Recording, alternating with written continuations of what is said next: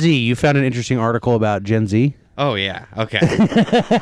Your self-hatred. Are you Gen Z? We've talked about this. I Yeah, think we've I'm argued Gen about Z. You're Gen Z. So your self-hatred for your own generation. Just surprisement, astonishment, maybe would be the better word. So the title of this article is Some Gen Z job seekers are bringing mom and dad to interviews, and it's turning off employers' new survey finds. It's like Step Brothers. Genuinely. And I just I was like, is this a just clickbait title? And so I was reading it, and dude, some of the statistics in this survey are insane. I just can't even fathom the thought.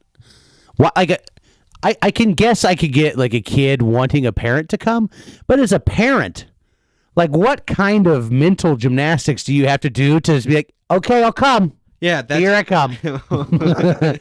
I'll be there. This is a good idea. Like, I think for a few of my first jobs, my mom picked me up and dropped me off. Right, that makes sense. But okay, so here we go.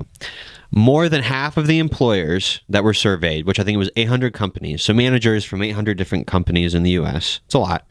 More than half of the employers said young recruits struggled to make eye contact during the interview. 50% said they asked for unreasonable compensation. Almost half of the employers said a young job candidate showed up with inappropriate attire. And then finally, nearly 20% said a recent college graduate had brought a parent to a job interview. 20%. So not 20% of people showing up, but managers who interviewed. So probably anywhere between 5 and 20 people.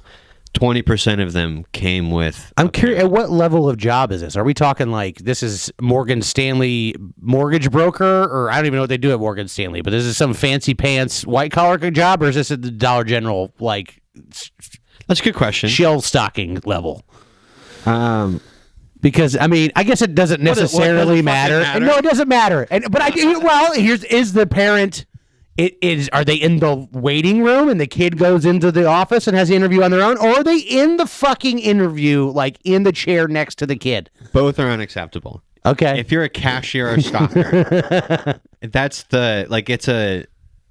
What do you? I don't know. It's. Even if it's like a super difficult job and you're stressed about like their performance in the interview, don't show the fuck up. Right. And if it's a low stress, like easy job anybody can do, then it's even more embarrassing to show up because it's just like the number one negator, right? Like if someone needs an emotional support parent in an interview with us, like that's the first off, you're trying not to laugh the entire interview. Yeah. And then as soon as they leave, it's the only thing you talk about the rest of the day. Like if you've dealt with customers at all, in any job ever, you get the people that just suck.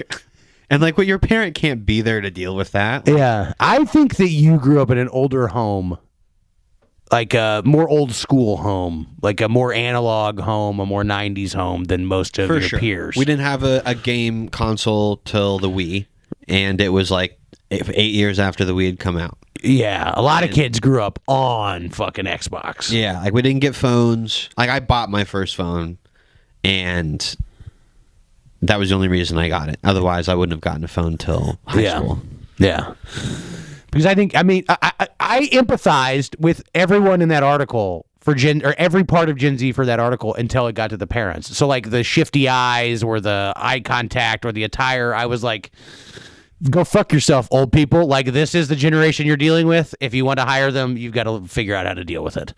Yeah. Or hire around it. That is what it is. But it's also not this generation's fault. They didn't come defected out of the factory that way.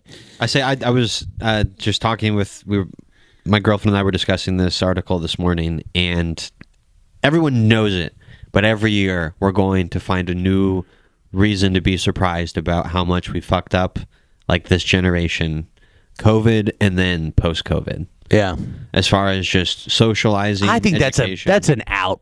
That's an Aaron Rodgers out. Like that. Like COVID. I'm not saying COVID hasn't done something. It's so weird. Like I feel like those people who this is a weird left turn, but those people that are like slavery was 200 years ago. Like racism doesn't exist. Quit race baiting.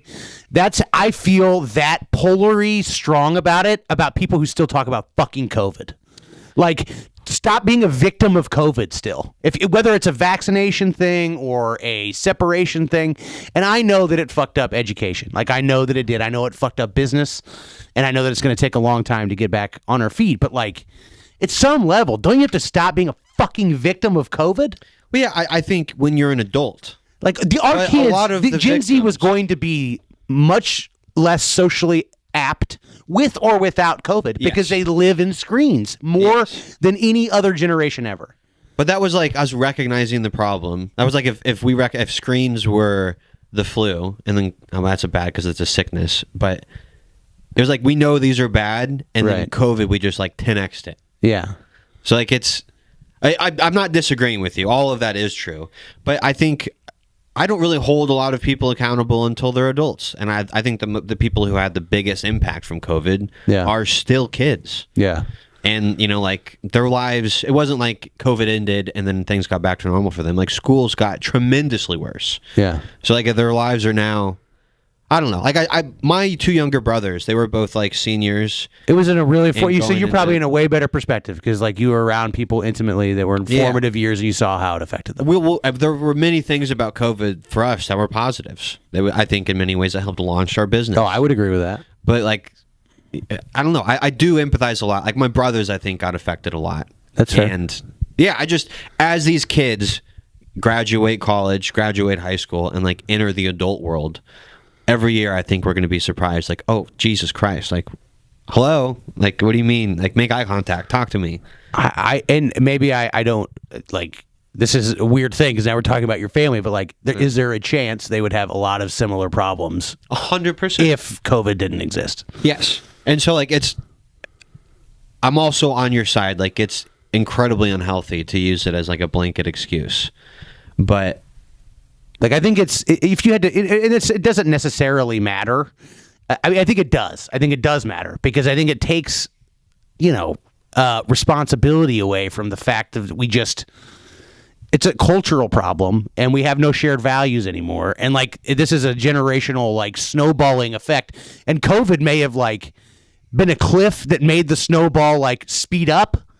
But, like, this snowball was coming. It wasn't like, it didn't become a snow giant because of COVID. It just maybe got sped up, I think. You know what I mean? Yeah. And so I don't really know. I don't want to get too nitpicky, but where we disagree is just how big that snowball got. Yeah, that's fair. That's fair. That totally makes sense. Anyways, it's wild that is a phenomenon now. That's who we'll have to hire. Yeah. And, like, I think cool people come here, like, people who get it, people who can socialize, and, like, everyone we've had multiple high schoolers come and approach us, like, asking if we're hiring. Mm-hmm. And I would think, like, be able to have good conversations with all of them. Yeah. Like, they all seemed very socially apt. I will say that a lot of people in my generation, I think, forgot how to fucking, and this seems like a COVID thing, but I think it's also a social media thing because we pretend like we're hyper connected. Like, I know what my buddy's doing, so I'm not going to call him and ask him what he's doing because that just feels empty. Like, I don't know if you lived pre-internet, you used to call your friends and ask them inane questions and figure out what their day was like. And that was kind of like a part of what you did. Jen still does it. Like, she still lives in that world. Now you're on Facebook and I already know what you did yesterday. I already know what you're up to. I already know if your kid won the game. I already know what's going on. So even asking you those questions, it was like it's a weird conversation to have. It's awkward. Yeah. So I think that even my generation was getting more and more isolated and lonely and weird, largely through social media and not through COVID. But I think COVID kickstarted it too. And some of them don't know how to fucking talk. Yeah. Like, some people my age forgot how to fucking have small talk. I am way worse at it than I used to be. Yeah, I would argue that's probably the same for myself, depending. Like, catch me on a good day or what the topic is. But right. Yeah. Anyways, yeah, it's wild.